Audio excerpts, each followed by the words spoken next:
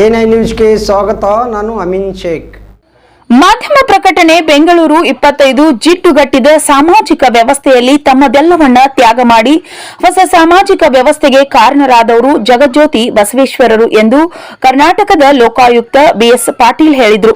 ಇಂದು ಬೆಂಗಳೂರಿನ ಭಾರತೀಯ ವಿದ್ಯಾಭವನದಲ್ಲಿ ವಿಜಯಪುರ ಡಿಎಸ್ಪಿ ಬಸವರಾಜ್ ಎಲಿಗಾರ್ ಅವರ ಬಸವಣ್ಣವರ ವಚನಗಳನ್ನು ಅನುವಾದಿಸಿದ ನನ್ನೊಳಗಿನ ನಾನು ನೀನೆ ಮೈಮಿ ಈಸ್ ದಿ ಗ್ರಂಥ್ ಬಿಡುಗಡೆಗೊಳಿಸಿ ಮಾತನಾಡಿದ ಅವರು, 12ನೇ ಶತಮಾನದಲ್ಲಿ ಅನುಭವಿಸಿದ್ದನ್ನು ಇನ್ನೂ ಅನುಭವಿಸುತ್ತಿದ್ದೇವೆ. ಆದ್ದರಿಂದ ಬಸವಣ್ಣ ನಮಗೆ ಸರ್ವಕಾಲಿಕವೂ ಪ್ರಸ್ತುತವಾಗಿದ್ದಾರೆ. ಶ್ರೇಷ್ಠತೆ ಕಾರಣದಿಂದಾಗಿ ಕಾರ್ಯ ಗುರುತಿಸಲ್ಪಡುತ್ತದೆ ಮತ್ತು ಅನುಕರಣೀಯವಾಗುತ್ತದೆ. ನಾವು ಮಾಡುವ ಕಾರ್ಯದಲ್ಲಿ ಶ್ರೇಷ್ಠತೆ ಬೇಕು ಎಂದು ಹೇಳಿದರು.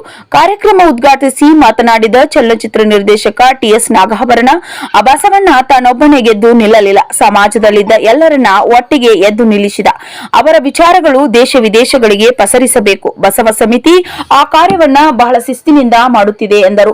ಅಧ್ಯಕ್ಷತೆ ವಹಿಸಿದ್ದ ಅಖಿಲ ಭಾರತ ವೀರಶೈವ ಮಹಾಸಭಾದ ರಾಜ್ಯಾಧ್ಯಕ್ಷ ನಿವೃತ್ತ ಡಿಜಿಪಿ ಶಂಕರ್ ಬಿದ್ರಿ ಮಾತನಾಡಿ, ಅಖಂಡ ವಿಜಯಪುರ ಜಿಲ್ಲೆ ಸಾಂಸ್ಕೃತಿಕ ಹಿನ್ನೆಲೆಯನ್ನ ಹೊಂದಿದೆ ಜಿಲ್ಲೆಯಾಗಿದೆ. ಬಸವಣ್ಣ, ಸಿದ್ದೇಶ್ವರ ಮಹಾಸ್ವಾಮೀಜಿ ಸೇರಿದಂತೆ ಹಲವು ಸಂತ ಮಹಾಂತರನ್ನ ಜಗತ್ತಿಗೆ ದಾರ್ಶನಿಕರನ್ನ ನೀಡಿದ ಜಿಲ್ಲೆಯಾಗಿದೆ.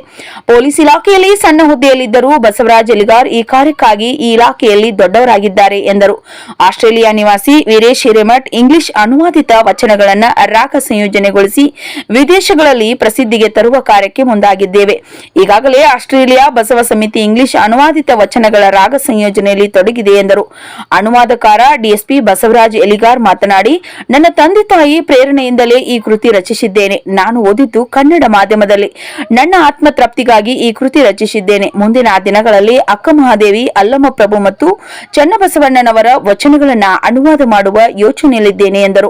ಕನ್ನಡ ಸಾಹಿತ್ಯ ಪರಿಷತ್ತು ಕಾರ್ಯದರ್ಶಿ ಪದ್ಮಿನಿ ನಾಗರಾಜ್, ಆಧ್ಯಾತ್ಮ ಚಿಂತಕ ಜಂಬುನಾಥ್ ಮಳಿಮಠ್, ಫ್ಲೋರಿಡಾ ವಿವಿ ಧರ್ಮಶಾಸ್ತ್ರ ವಿಭಾಗದ ಪ್ರೊಫೆಸರ್ ಬೆನ್ಗಿಲ್ ಮಾತನಾಡಿದರು. ಸಾಹಿತಿ ರಾಗಂ ಕೃತಿ ಪರಿಚಯಿಸಿದರು. ಕೈಗಾರಿಕಾ ಸಚಿವರ ಸಾರ್ವಜನಿಕರ ಸಂಪರ್ಕಾಧಿಕಾರಿ ಡಾ ಮಹಾಂತೇಶ್ ಬಿರಾದರ್ ಪ್ರಾಸ್ತಾವಿಕವಾಗಿ ಮಾತನಾಡಿ, ವಚನ ಸಾಹಿತ್ಯಕ್ಕೆ ವಿಜಯಪುರ ಜಿಲ್ಲೆ ಡಾ ಪಗು ಹಳಕಟ್ಟಿಯವರ ಕೊಡುಗೆ ಸ್ಮರಿಸಿದರು. ಶರಣು ಸಬರ ಸ್ವಾಗತಿಸಿದರು. ಕೃಷಿ ಇಲಾಖೆ ಆಯುಕ್ತ ವೈಎಸ್ ಪಾಟೀಲ್, ಡಿಸಿಪಿ ಸಂಜೀವ್ ಪಾಟೀಲ್, ಹಿರಿಯ ಅಧಿಕಾರಿ ಶಿವಾನಂದ ಕಲ್ಕೇರಿ, ಕಿರಣ್ ಬೆಟಗೇರಿ, ಶಂಕರಗೌಡ ಹೊಸ್ಮನಿ, ಅನಿಲ್ ಪಾಟೀಲ್ ಸೇರಿದಂತೆ ಹಲವು ಗಣ್ಯರು ಕಾರ್ಯಕ್ರಮದಲ್ಲಿ ಉಪಸ್ಥಿತರಿದ್ದರು. ಧನ್ಯವಾದಗಳು.